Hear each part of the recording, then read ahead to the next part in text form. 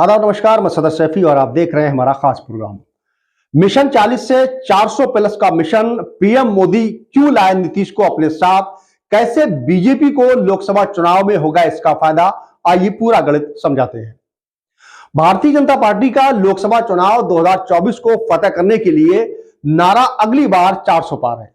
इसे हाल ही में पूरा कर जीत की हैट्रिक लगाना चाहती है। प्रधानमंत्री नरेंद्र मोदी के अध्यक्ष जेपी नड्डा, गृह मंत्री अमित शाह सहित भाजपा के अन्य नेता भी जी जान से मिशन 2024 में जुटे हुए हैं। बिहार की 40 लोकसभा सीटों पर जीत हासिल करने का लक्ष्य रखा गया है। 40 से 400 प्लस पर निशाना साधने के लिए पीएम मोदी ने अपने खेमे में नीतीश कुमार को जोड़ लिया है। आइए जानते हैं कि इससे बीजेपी को कैसे फायदा हो सकता है। दरअसल नीतीश और लालू एक साथ मिलकर पेश कर सकते थे चुनौती। वहीं एनडीए ने 2019 के लोकसभा चुनाव में बिहार की 40 से 39 सीटों पर जीत हासिल की थी। तब इसमें बीजेपी, जदयू और लोक जनशक्ति पार्टी शामिल थी। अब नीतीश कुमार वापस एनडीए में आ गए हैं तो बीजेपी की बिहार में वही प्रदर्शन दोहराने की उम्मीद बढ़ गई है। भगवा पार्टी ने 2024 के लोकसभा चुनाव में 400 का आंकड़ा पार करने का टारगेट सेट किया है। बिहार में पिछले प्रदर्शन दोहराए बगैर ये लक्ष्य हासिल करना मुश्किल होगा, इसलिए नीतीश को पीएम मोदी ने अपने साथ जोड़ लिया। बीजेपी के लिए नीतीश और लालू एक साथ मिलकर बिहार में बड़ी चुनौती पेश कर सकते थे, खासतौर से हाल ही में जाति सर्वेक्षण के बाद जिसका समर्थन सीएम ने भी किया था। अति पिछड़ा वोटर्स आ सकते हैं, वहीं एनडीए के पाले में इसकी भूमिका हो सकती है। वोट बैंक के लिहाज से देखें तो बीजेपी को लगता है कि सीएम नीतीश के आने से अति पिछड़ा वोटर्स एनडीए के पाले में आ सकता है, जो कुछ समय पहले तक बीजेपी के लिए एक मुश्किल टास्क दिखाई दिया था। बिहार में अति पिछड़ा 36% है। यह बिहार की सबसे बड़ी आबादी है। पिछड़ा 27 और एसटी 20%, स्वर्ण 15% और एसटी 2% है। ऐसी ट्रेडा देखा गया है कि नीतीश कुमार को महिलाओं भी बढ़कर चढ़कर वोट करती है। वहीं कर्नाटक विधानसभा चुनाव के बाद ऐसा माना जा रहा है कि बिहार में हुए जातिगत सर्वे को आधार बनाकर विपक्षी दल बीजेपी को लोकसभा चुनाव में घेरेगी। हालांकि जातिगत सर्वे करवाने वाले मुख्यमंत्री नीतीश कुमार की एनडीए में एंट्री के साथ ही विपक्षी दलों ने हाथ में से एक बहुत बड़ा मुद्दा दूर हो गया। साथ ही कर्पूरी ठाकुर को भारत रत्न देकर पीएम मोदी ने बिहार के जातिगत गणित को साधने की भी कोशिश की है। जातिगत समीकरण पर एनडीए गठबंधन की पकड़ हुई मजबूत, उसको लेकर लगता है कि ज्यादा अब राजनीति तेज होगी। नीतीश कुमार के भाजपा से जुड़ने के बाद बिहार की राजनीति में जातिगत समीकरण पर एनडीए की मजबूत पकड़ हो गई है। जीतन राम मांझी, उपेंद्र कुशवाहा, चिराग पासवान जैसे नेता यदि एनडीए के साथ बने रहते हैं तो एनडीए का वोट शेयर 60% और पार हो सकता है। पिछले लोकसभा चुनाव में एनडीए को लगभग 53% वोट मिले थे और उसमें 39 सीटों पर जीत हासिल की थी।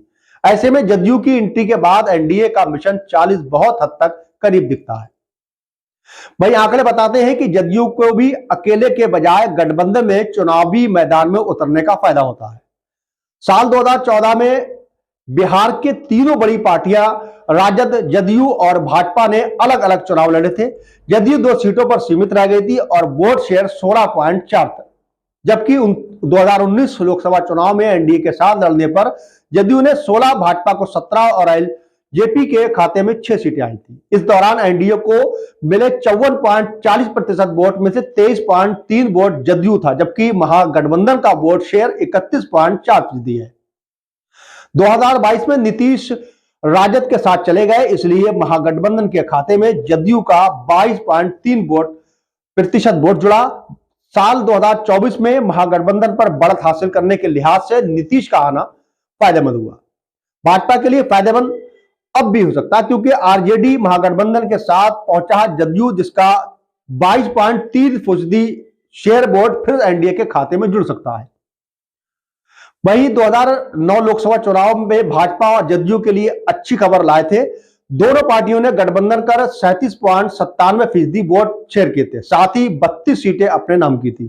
तब जदयू 25 सीटों में से 20 पर जीती थी और 15 सीटों पर लड़ने वाली भाजपा को 12 सीटें मिली थी। जदयू इस साल अपनी सीटों में सुधार करना चाहेगी। जाति सर्वेक्षण के हथियार से लैस नीतीश राज ने अपनी पहुंच विस्तार करने के लिए भव्य राम मंदिर उद्घाटन के बाद बीजेपी के हिंदुत्व एजेंडे का फायदा जोड़ना चाहते हैं। 2022 में एनडीए से अलग होने के बाद ही नीतीश कुमार को एकजुट करने में कई विपक्षी लगे थे, वहीं उन्होंने विपक्षी गठबंधन इंडिया के कप्तान के तौर पर देखा जाने लगा था। संयोजक के तौर पर उनका नाम सहमति की बन गई थी, जबकि भाजपा में एंट्री की कहानी जनवरी में शुरू हुई। इंडिया गठबंधन की बैठक में जब नीतीश को संयोजक नहीं बनाया गया बल्कि कांग्रेस अध्यक्ष को आगे बढ़ाया गया, तभी नीतीश कुमार ने पाला बदलने का मन बना लिया। बीजेपी भी उन्हें अपने साथ जोड़ना चाहती थी, क्योंकि पीएम मोदी को लगता था कि यदि नीतीश इंडिया गठबंधन से दूर हो जाएंगे तो उस महागठबंधन का मायने कुछ भी नहीं रह सकते। पता चले कि एनडीए में सीट बंटवारे की चुनौती भी आई थी, जिसको लेकर 40 लोकसभा सीटों वाले राज्य में तभी एनडीए के पास 39 सीटें हैं। बीजेपी के पास 17, जदयू के पास 16 और लोजपा के पास 6 सीटें हैं। हालांकि लोजपा में विभाजन के बाद दोनों गुटों की तरफ से 6-6 सीटों का दावा होता रहा है। इसके अलावा नीतीश कुमार की सरकार का हिस्सा जीतन राम मांझी की पार्टी भी कम से कम 2 सीटों पर दावा कर रही है। इसके अलावा उपेंद्र कुशवाहा की पार्टी भी 3 सीटों की मांग कर रही है। ऐसे में सभी दलों को सीट देकर संतुष्ट कर पाना